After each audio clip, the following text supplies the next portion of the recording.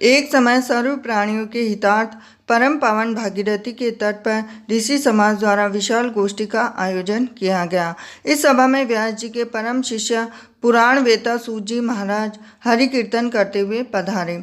सूत जी को आते हुए देखकर सोनकादि 88,000 ऋषि मुनियों ने खड़े होकर दंडवत प्रणाम किया। महाज्ञानी सूत जी ने भक्ति भाव से ऋषियों को हृदय से लगाया तथा आशीर्वाद दिया। विद्वान ऋषिगण और सब शिष्य आसनों पर विराजमान हो गए और शौनकादि ऋषि ने पूछा, हे पूज्यवर महामते, कृपया ये बताने का कष्ट करें कि मंगलप्रद कष्ट निवारक यह व्रत रवि प्रदोष व्रत सबसे पहले किसने किया और उसे करने का क्या फल है। तो आइए हम जानते हैं। श्री सूत जी बोले कि आप सभी शिव के परम भक्त हैं और आपकी भक्ति को देखकर मैं व्रती मनुष्य की कथा कहता हूँ, ध्यान से सुनो। रवि प्रदोष कथा। रवि प्रदोष कथा। तो एक गांव में अति दीन ब्राह्मण निवास करता था। उसकी साध्वी स्त्री प्रदोष व्रत किया करती थी। उसे एक ही पुत्र रत्न था। एक समय की बात है, वह पुत्र गंगा स्नान करने के लिए गया। दुर्भाग्यवश मार्ग में चोरों ने उसे घेर लिया और वे कहने लगे कि हम तुम्हें मारेंगे नहीं, तुम अपने पिता के गुप्त धन के बारे में हमें बतला दो। बालक दीन भाव से कहने लगा कि बंधुओं, हम अत्यंत दुखी दीन हैं, हमारे पास धन कहाँ है। तब चोरों ने कहा कि तेरे इस पोटली में क्या बंधा है।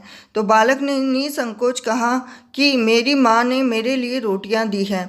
तो यह सुनकर चोरों ने अपने साथियों से कहा कि साथियों, यह बहुत ही दीन दुखी मनुष्य है, अतः हम किसी और को लूटेंगे।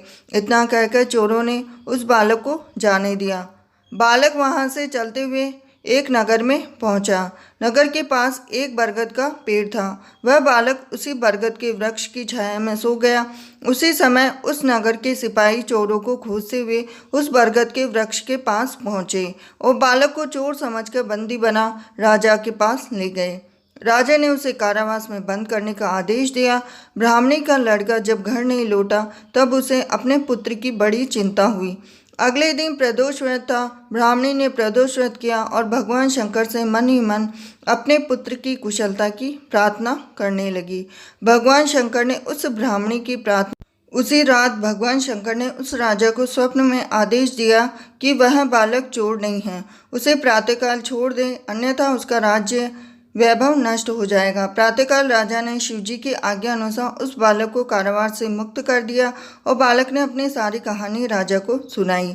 सारा वृत्तांत सुनकर राजा ने अपने सिपाहियों को उस बालक के घर भेजा और उसके माता पिता को राज दरबार में बुलाया। उसके माता पिता बहुत ही भयभीत थे, तो राजा ने उन्हें भयभीत देखकर कहा कि आप भयभीत ना हो, आपका बालक निर्दोष है। राजा ने